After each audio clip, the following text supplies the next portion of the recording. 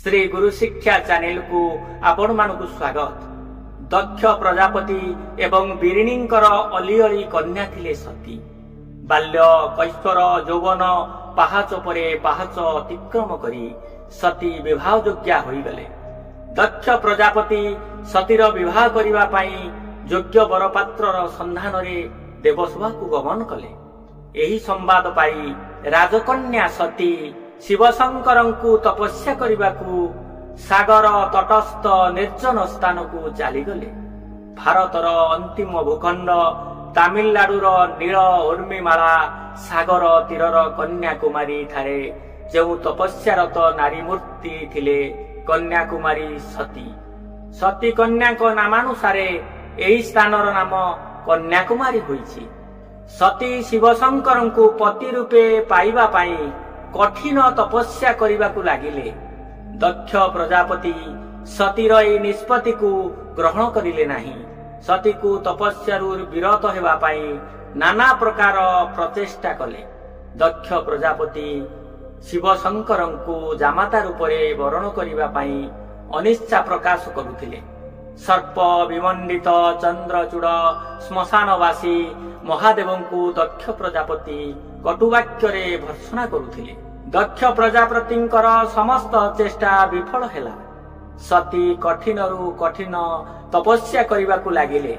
शिवशंकर सतींकु परीक्षा करिबा पई उपाय स्थिर करी वरुण देवंकु स्मरण कले। शिवशंकर स्मरण मात्रे वरुण देव उपस्थित होई शिवंकु प्रणाम जणाई कहिले, हे देवदेव महादेव, मु आपणकर की सेवा करि पारे। महादेव वरुण देवतांकु आदेश देले, वरुण देव तुमे जाओ, दक्ष कन्या सती सागर तटरे तपस्या करुअछि, तांकर तपस्या भंग कर। शिवंकु कटुवाक्य प्रयोग कर, तुमे सतींकु प्रेम निवेदन कर। वरुण देव विनम्रता सह शिवशंकरंकु कहिले, प्रभु मां आदिशक्तिंक प्रति मु एपरि वाक्य प्रयोग करि परिबि नाही। आदिशक्तिंक क्रोधाग्नि रे अथल सागर मरुभूमि रे परिणत होइजिव।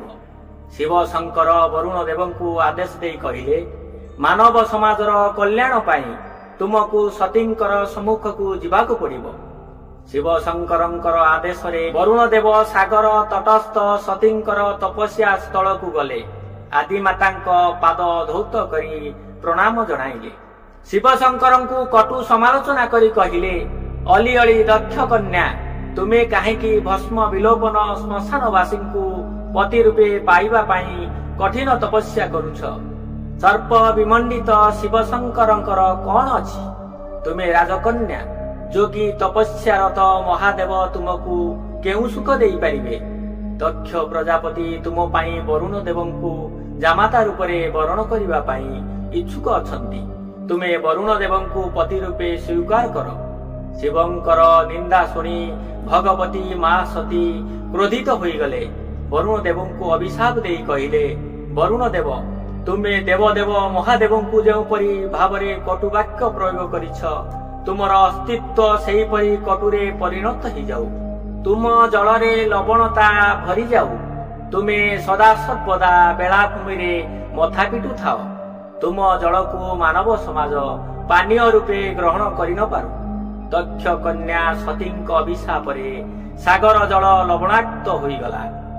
वरुण देव सतींक अभिशाप को मथा पाती सही नहीं थिले। मनस्तापर दावाग्नि रे जली जली महादेवंकु साक्षात करी कहिले, हे शिवशंकर, मु आपणक आदेश पालन करी अभिशप्त हेई लवणाक्त होई गली। शिवशंकर ध्यानरत चक्षु उन्मोचन करी प्रसन्न चित्तरे वरुण देव को आशीर्वाद करी कहिले, मानव समाजर कल्याण पाई तुमर लवणाक्त हेबा विधि निर्देश थिला। तुमे आदिमातांकु प्रणाम करी पाद धौत करिछ।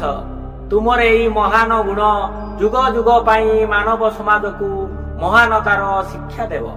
तुम बेलाभूमि को जिए प्रवेश करिब, तुमे तार पाद धौत करी आमंत्रण करिब। तुम उर्मिमाला रे सौंदर्य भरी रहिब। मानव शरीर सुरक्षा पाई लवणर आवश्यकता ईश्वर सृष्टिर महान दान। मानव शरीर लुह मूत्र झाड़े लवण भरी रही थाए। ଲବଣକୁ ରାମରସ କୁହାଯାଏ।